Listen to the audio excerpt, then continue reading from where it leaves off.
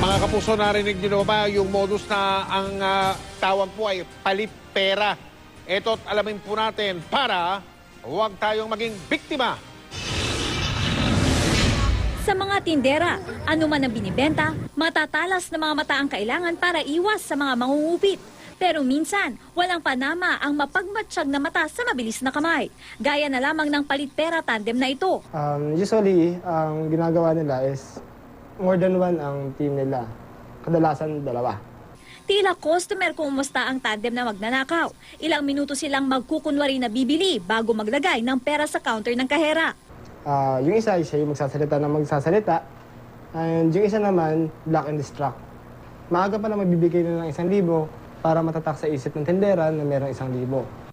Makikipag-usap pa ang pares sa mga tindera. Magtatanong tungkol sa mga binibenta pero biglang magbabago ang isip. Kaya habang binabantayan at inaabala ang mga tindera ng blocker, babawiin ng partner niya ang ibinigay kaninang pera. Pagkabigay ng 1,000, sasabihin niya 100 lang yung inabot.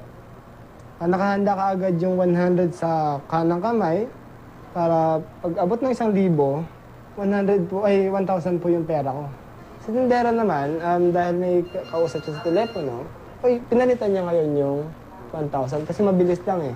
Nang makuha ang isa pang libo, dali-dali nang umalis ang mga magnanakaw, tangay ang kinita nila sa kanilang paglalansi. Para hindi mabiktima ng palit pera modus na ito, kapag may katransaksyon, huwag na munang makipag-usap sa telepono o kaya naman ay gumawa ng iba pang trabaho na makakadistract sa inyo. Huwag kunin ang pera hanggat hindi pa tapos sa pagsha-shopping ang customer at kunin lamang ang bayad kapag magbibigay ng resibo. Higit sa lahat, huwag kalimutang i-confirm kung magkano ang halagang natanggap. Sabihin na I received 1,000 pesos para di maloko. At higit sa lahat, mas maging sigurista sa paghahawak ng pera para huwag maging biktima. Katrina Son, Nakatutok, 24 Oras.